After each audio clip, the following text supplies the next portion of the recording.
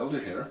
As you can see, we're continuing on with the office renovation here. I've got the drywall up now. I'm just doing a little bit of mudding and taping. Now, the reason I haven't done a video on how to put up drywall is because I had to subcontract it out to another fellow. One thing when you're doing home renovations is you have to know the limitations of your skills and abilities. It's not that I don't have the skill to do something like this, but I have health limitations which prohibit my exposure to a lot of fine dust, and doing work like drywall, it produces a lot of very, very fine dusts. And if you've got conditions like asthma or allergies or something like that, you could be asking for health issues that you just don't want to deal with. So in a situation like that, it's best to see if you can contract out part of the job to somebody else who can do the work for you. Now, the cutting of the drywall and putting it up was a little messy, but now that things are in place, I can go through, I can do the mudding myself, and then I have to bring the fellow back in to sand everything. Yeah, so if you can get a working arrangement like that with a neighbor down the street or another contractor or something like that, then it can be an advantageous arrangement for both of you. You give them a few bucks or a few beers or whatever, and you still get your work done, and you don't have to sacrifice the quality of the job or your, or in my case, personal health. Now I will just go over a few of the different things that have happened here, and just to give you an idea of how the job is done. Okay, here we have a outlet here that didn't quite get cut right. It happens occasionally, even to the best of us. You know, this fellow actually did a very good job. He cut 5 holes in one panel and got them all perfect. And then he cut 2 holes in one panel and made a bit of an oops on one of them. So, yeah, nobody's perfect. But the solution to this is just quite simple. As you can see, I've got some webbing that I've stuck over the hole, and I'm just going to fill that in with some mud, and that'll dry, and then he'll just sand it off, and it'll be like he had never cut it in the first place.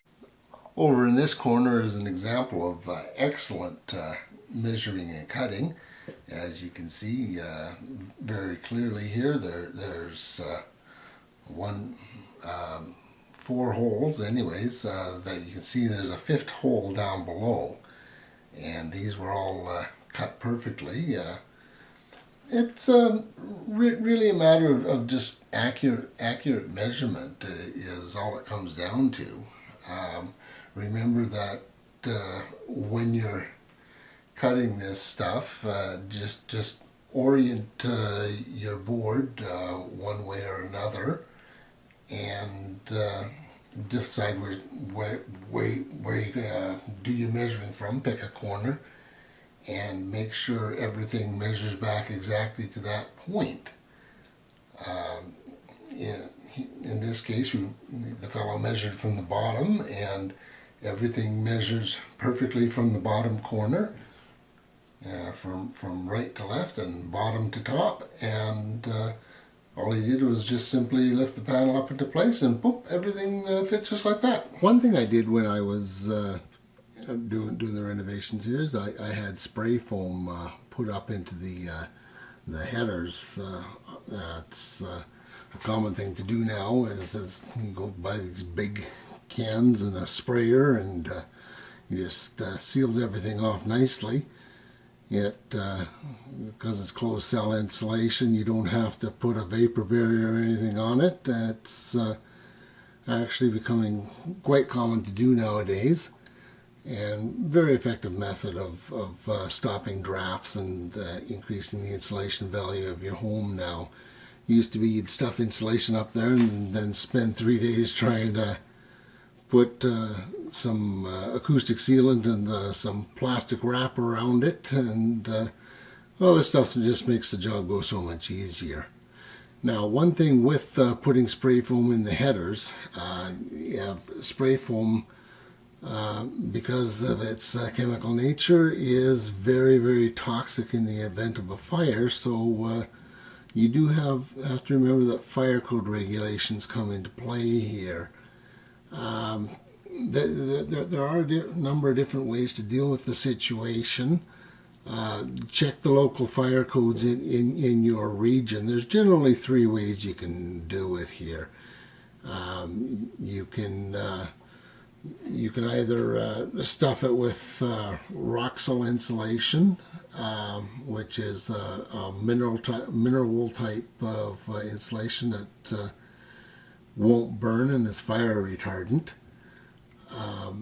You can completely cover it with drywall or wood and enclose it in, or you can take some drywall mud and mud over it and put 1/2–3/4 of an inch of drywall mud on the insulation.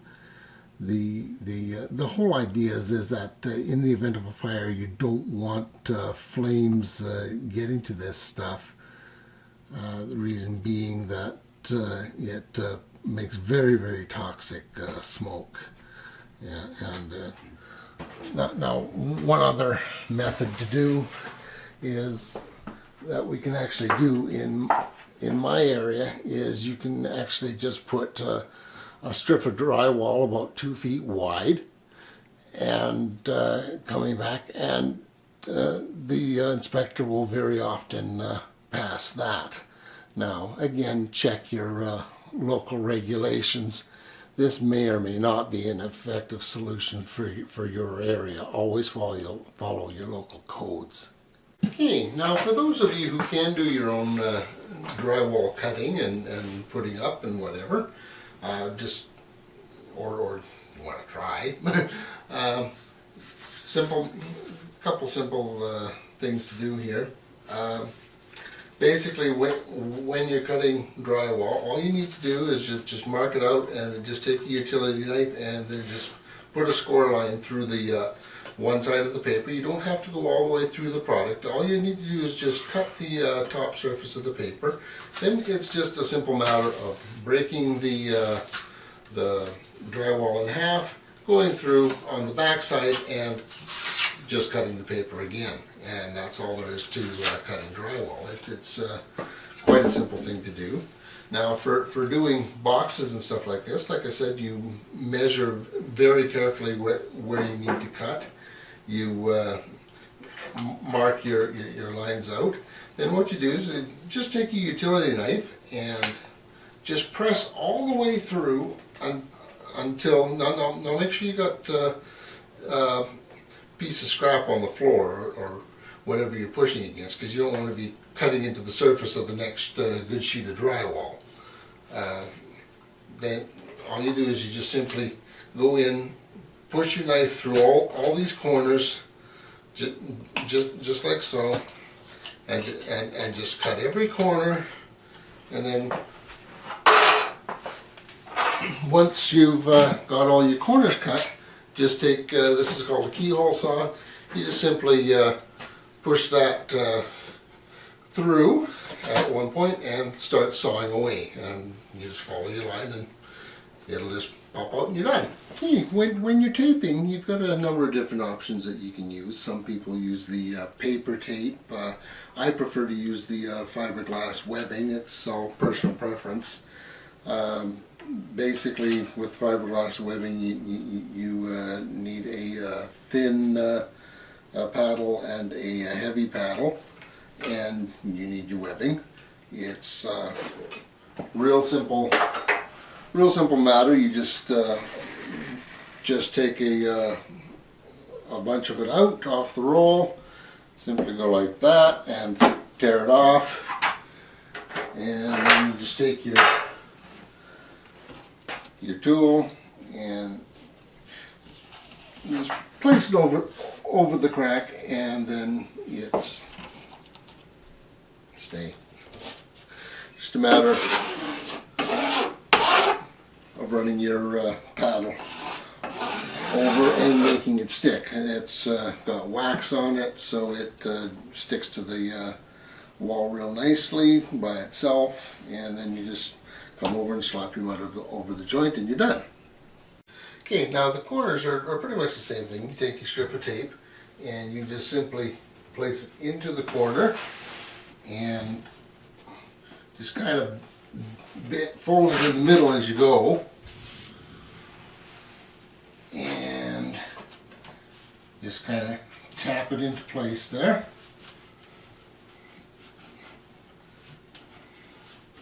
Now usually when you put your drywall corner together, you're going to put one piece that's right into the corner, and then the other piece is going to butt up over top of it.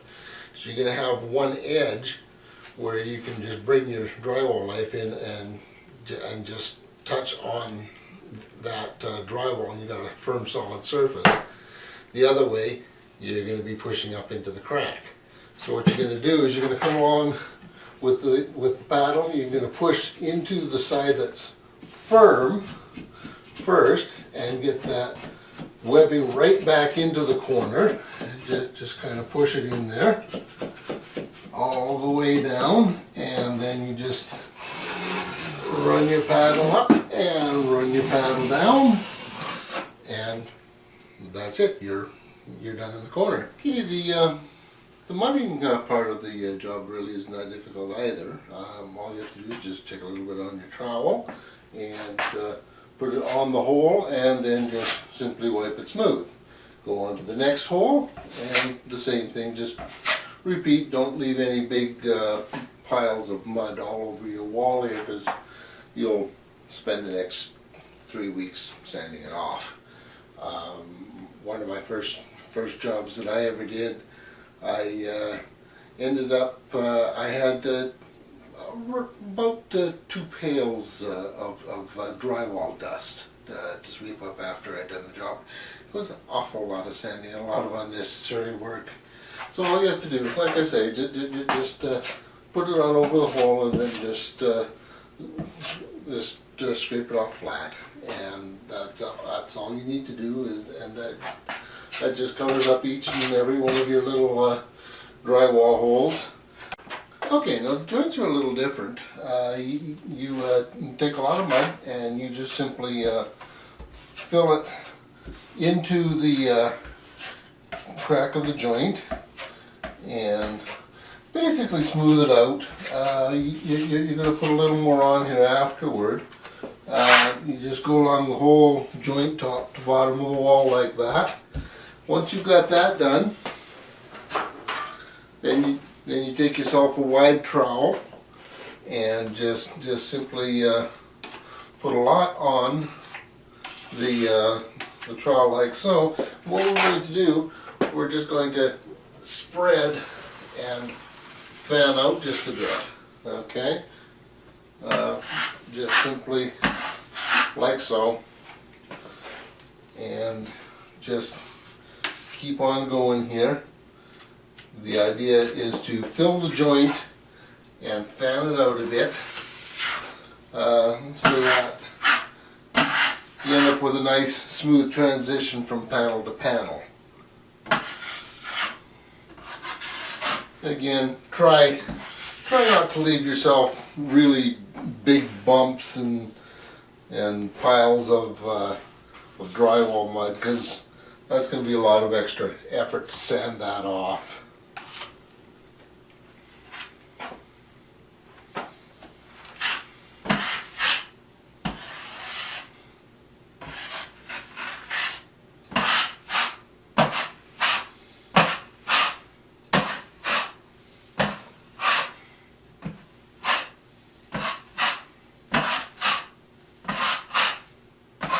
Again, it's easy as that.